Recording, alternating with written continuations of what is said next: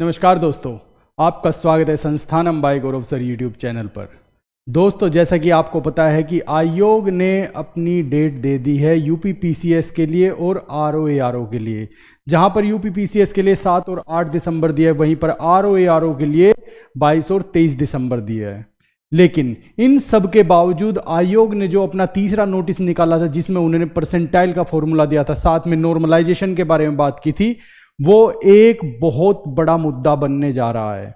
इतना बड़ा मुद्दा बनने जा रहा है कि सभी स्टूडेंट्स प्रयागराज में 11 नवंबर को 11 बजे मॉर्निंग 11 बजे गेट नंबर 2 पर इकट्ठा होंगे और आयोग का घेराव करेंगे, क्योंकि नॉर्मलाइजेशन बिल्कुल भी स्टूडेंट्स के फेवर में नहीं है। ये एकदम बायस्ड है। मैंने आपको बताया था कि नॉर्मलाइजेशन कैसे बिल्कुल बायस्ड है, और साथ ही साथ मैं आज आपको बताऊंगा कौन कौन सी राजनीतिक पार्टियां स्टूडेंट्स के समर्थन में आ गई है, और नॉर्मलाइजेशन कैसे एक घातक बीमारी है। कैसे नॉर्मलाइजेशन में ज़्यादा मार्क्स लेने वाला स्टूडेंट्स का सिलेक्शन नहीं हो सकता और कम मार्क्स लेने वाले स्टूडेंट का सिलेक्शन हो सकता है। कैसे इसमें स्टूडेंट्स के लिए एक मार्क्स का जो पैरामीटर है वो पूरी तरह से खत्म हो जाएगा।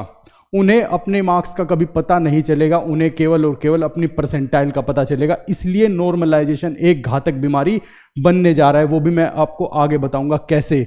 साथ ही साथ 11 नवंबर दोस्तों याद रखना, 11 नवंबर आयोग 11 बजे गेट नंबर 2 पर ये सभी स्टूडेंट्स जो नॉर्मलाइजेशन के अगेंस्ट है वे सभी इकट्ठा होने वाले हैं। इसलिए आप लोगों से अनुरोध है कि ज़्यादा से ज़्यादा समर्थन दीजिए अपना, ठीक है। क्योंकि इस बार अगर ये लागू हो गया तो ये बार बार ऐसे ही लागू होता रहेगा, और ये एक तरह से इनका एक कार्य बन जाएगा जो स्टूडेंट्स के फेवर में बिल्कुल भी नहीं होगा।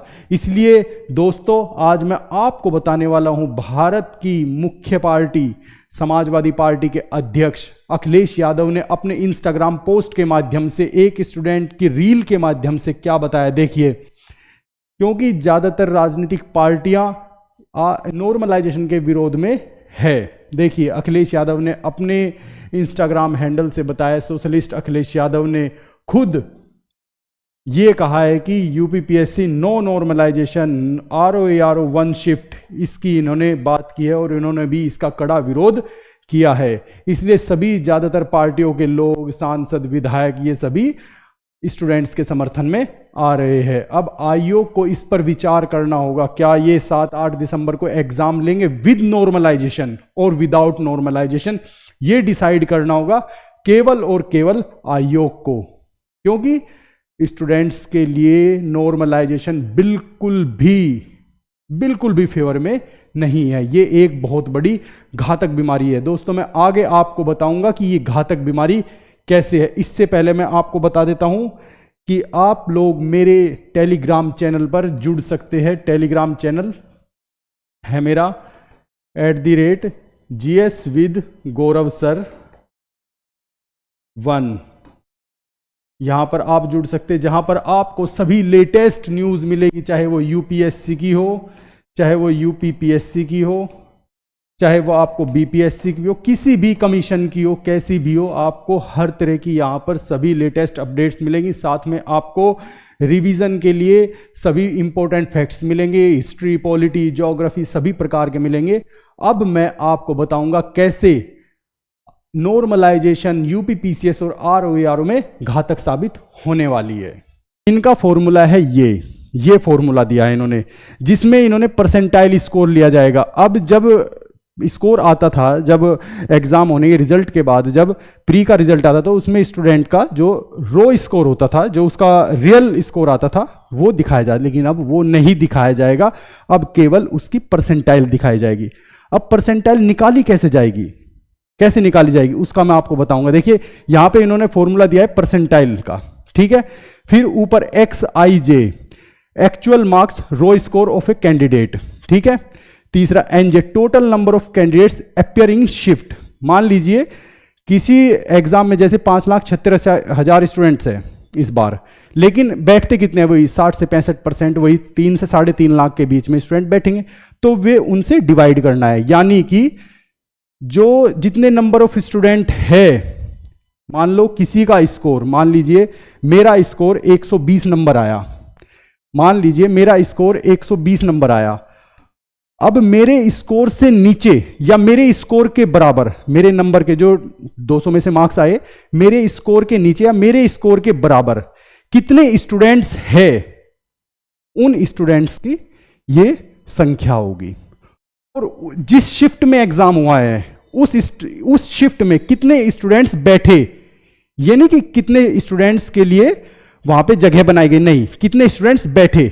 मान लो 2.5 लाख के लिए जगह बनाई, बैठे कितने वहां पे 1.5 लाख, तो जितने बैठे वे यहां पे और मल्टीप्लाई 100। अब ये नुकसान कैसे है, अब देखिए हम मोटा मोटा लेके चलेंगे। मान लीजिए किसी स्टूडेंट के, कोई ए स्टूडेंट है, उसके 120 नंबर आए, मान लीजिए 120 नंबर आ गए।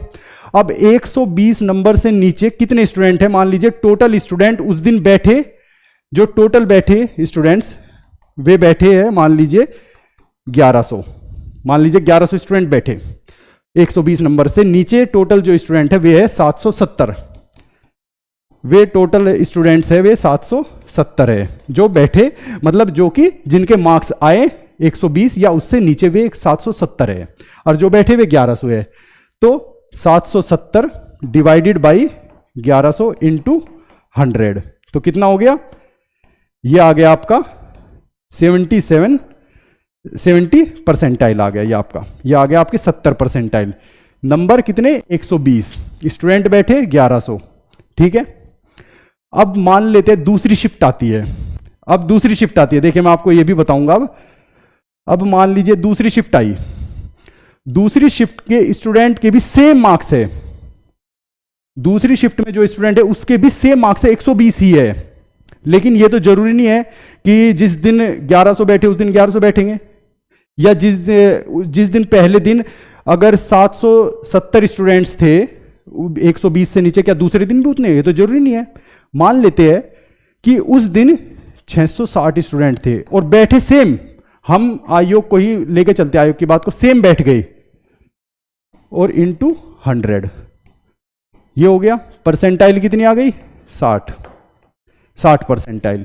यानी कि सेम मार्क्स एक शिफ्ट में, सेम मार्क्स पे 70 परसेंटाइल, सेम मार्क्स पे दूसरी शिफ्ट में कितने, 60 परसेंटाइल। इसका सिलेक्शन हो गया, इसका सिलेक्शन हो गया, और इसका बेचारे का सिलेक्शन नहीं हुआ। इसलिए यह घातक बीमारी है, इसलिए यह घातक बीमारी है। अब दूसरा एग्जाम्पल देके बताता हूं मैं, बहुत ही अच्छा। मान लीजिए एक स्टूडेंट के 110 नंबर है, 110 नंबर है एक स्टूडेंट के, ठीक है। और उससे नीचे स्टूडेंट मान लीजिए बैठ गए कितने, ये लगा लीजिए आप 120 स्टूडेंट आ गए, 120 स्टूडेंट उससे नीचे थे, 110 से नीचे या 110 के बराबर। देख लीजिए एक शिफ्ट वाले के ए स्टूडेंट के 110 है, ठीक है। और उस दिन टोटल स्टूडेंट बैठे 200 इंटू 100, कितने परसेंटाइल आ गई, 60 परसेंटाइल आ गई। सीधा सा हिसाब हो गया, 60 आ गई 110 वाले के, ठीक है। और मान लीजिए दूसरी शिफ्ट में किसी स्टूडेंट के 130 मार्क्स आ गए, 130 आ गए, ठीक है। और बैठ गए कितने, 250 इंटू 100, ठीक है। 5 2 कितना हो गया ये, 260 डिवाइडेड बाई 5, 5 पंजे 25, और ये हो गया 5 पंजे 25 और 5 दूनी 10, 52 हो गई। यानी कि जिसके मार्क्स ज्यादा थे, ये देखिए उसका तो सिलेक्शन नहीं, ये देखिए जिसके मार्क्स ज्यादा थे उसका सिलेक्शन है, जिसके मार्क्स कम है उसका सिलेक्शन। सिर्फ किस बात पे, कि एक शिफ्ट में स्टूडेंट ज्यादा थे, एक शिफ्ट में स्टूडेंट कम थे। आप किस बेसिस पर कह सकते हैं कि कौन सी शिफ्ट में स्टूडेंट ज्यादा आएंगे, कौन सी शिफ्ट में स्टूडेंट कम आएंगे। तो नॉर्मलाइजेशन कितनी घातक बीमारी है उन स्टूडेंट्स के लिए, खासकर उन स्टूडेंट्स के लिए जो पढ़ने में वास्तव में मतलब अच्छे स्टूडेंट है बहुत ही ज्यादा, उनके लिए जिनके मार्क्स ज्यादा आ सकते हैं उनका सिलेक्शन नहीं हो सकता, जिनके मार्क्स कम आ सकते हैं शायद उनका सिलेक्शन हो जाए। तो ये डिपेंड किस पे करता है, शिफ्ट में बैठे स्टूडेंट्स के ऊपर। या उस दिन कौन सी शिफ्ट में स्टूडेंट्स की अटेंडेंस ज्यादा थी। इसलिए नॉर्मलाइजेशन एक घातक बीमारी है जो स्टूडेंट्स को बिल्कुल खत्म कर देगी, इस बात को समझना होगा।